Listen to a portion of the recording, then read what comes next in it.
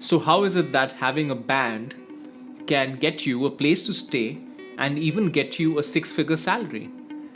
That is a strange thing that happened to me, and I'm going to tell you all about it.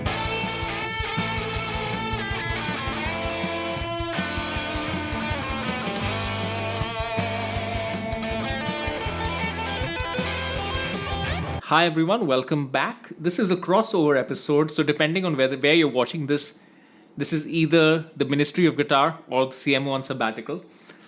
If you haven't heard of either of these channels, but one of them, you can check the other one out. But without further ado, let's get into the story which straddles both of these worlds. So this is the story of my first band. I'm not going to get into the origin story of the band, that's going to be a different video.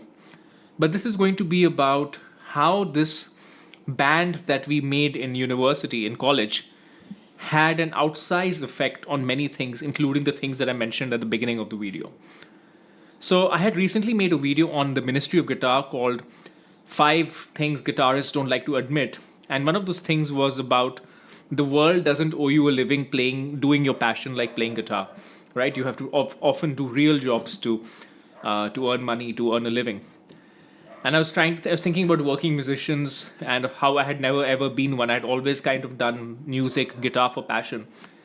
And then it struck me, one of those things that you knew, but you didn't really know because it was just at the back of your head, that music had actually helped not only pay the bills, but actually set up a lot of different things, music and guitar.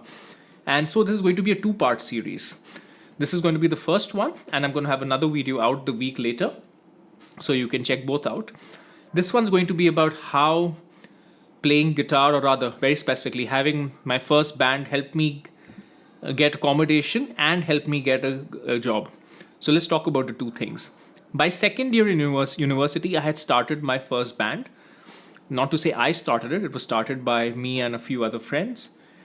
And, initially we were just about all new in our instruments. Our drummer, in fact, learned drums over the summer just to start a band. That's a whole different story. So we were all, new, green, but very, very enthusiastic. Now, we were all international students in Singapore, studying in this university called NTU, Nanyang Technological University. And the thing is, in order to get accommodation on campus, it's not guaranteed. And accommodation on campus, by the way, is much cheaper than trying to rent a room somewhere off campus. Especially if you are kind of cash strapped as we were, because we were coming from India, a much lower cost of living country than Singapore. It's the biggest difference. Like a room on campus costs, say, about $150, and a room outside, even if you rented half a room from somewhere, would be like $300. So you can imagine how much cheaper that is. And at that point in time, 20 years ago, these numbers are the equivalents of the amount of money that our parents may be paying on their own mortgages. So imagine that you're literally doubling the mortgage or doubling the rent that your parents are paying, in real terms, if you don't get a room on campus. And getting these rooms on campus was a function of how much extracurricular activities you did, and not just how much, but the quality of these extracurricular activities. And reality was that it wasn't just that you go and sign up for some random stuff. You had to really put in a lot of work to generate some of these points. Now, a few things happened. We, of course, put our band together in our second year. First year, we did a lot of extracurricular activities. Second year also, we did quite a few. Third year, what happened is that our band was in a pretty decent shape. We had played a lot of stuff. We played in our hall or hostel, as you could call it. And the opportunity came up that our hostel, because there are like, at that time, there were 15 hall of residences in NTU. I think now there are closer to 20. They were looking for an official band who could play all the events for the full year.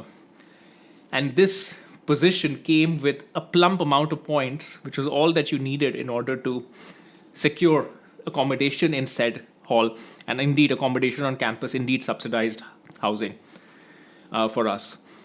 And we applied, we showed our chops that we could do everything. We played all sorts of stuff. We played at the Mid-Autumn Festival, which has got nothing to do with rock and roll. It's a Chinese festival, but we played nonetheless. We played in some freshman's camp. We played all sorts of places. And yeah, we got the job. And then suddenly then for the next 2 years of university, I didn't have to worry about how was it that I was going to generate the necessary number of points in order to afford to live on campus, to afford to not rack up even more student debt towards, in this entire process. So as it turns out, guitar was helping pay my bills very, very early. And I just didn't know it. In fact, I didn't think of it till literally yesterday when I did the other video. That's very unusual. But yes, it did work. Playing guitar did do something more than just self-fulfillment and hobbyism. The second part of the story is job.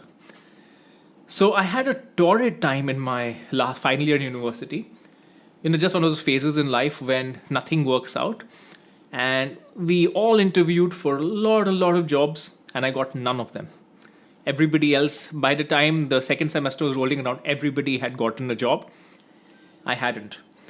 I was interviewing for this job, which is not conventional for someone of my background. I'm an engineer. I was interviewing for a marketing job. And this job was very different because they required a lot more of, they wanted a lot more of non-technical skills, but more of life skills, management skills, showing the ability to influence, showing the ability to manage. As it turns out, the 3 years that I had my band, I was also the band manager. I'm putting it in air quotes because, of course, all of us had a role to play, but I was the official manager. And yeah, I mean, my friends will disagree with me, but we all had, everybody needed a little bit of shepherding around. There's always one guy who's kind of driving the band. And in this particular band's case, it was indeed me.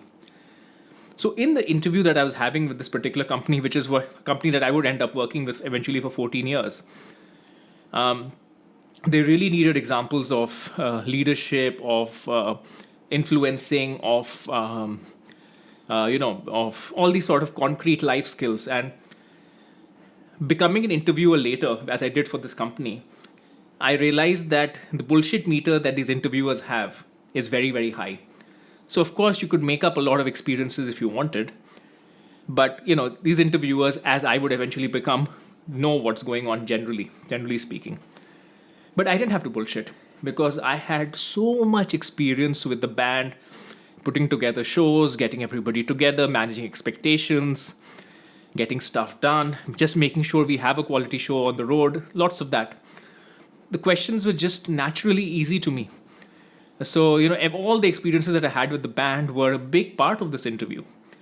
And believe it or not, after all the spate of failures that I had in all the other interviews, this was the first interview I got through. Now, this job did not pay 6 figures to begin with, but within a couple of years it did. So I'm doing a little bit of cheat there by saying it got me a 6-figure job. Yes, it was a 6-figure job, but after I kind of proved myself, went through a couple of years of, and that was a big jump because this was a job where they hire you at an entry-level salary, but it jumped up dramatically. But yeah, it was all because of the getting through the interview, because of all the experience that I had with the band.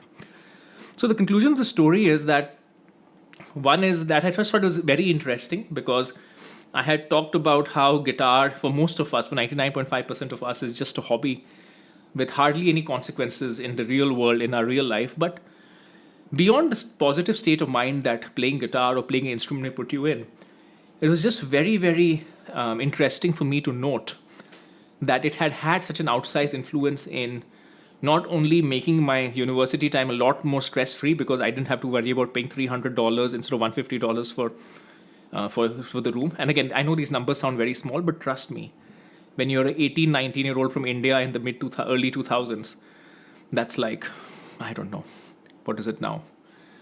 Those are significant amounts of money, like life-changing amounts of money. So that was one big thing that the band did for me. And of course, getting me the job that I did and eventually the career that I did, it wouldn't have happened without the band. So what's the lesson of the story? Kids, play guitar. It may just do you some good. All right, I hope this was fun. Till next time.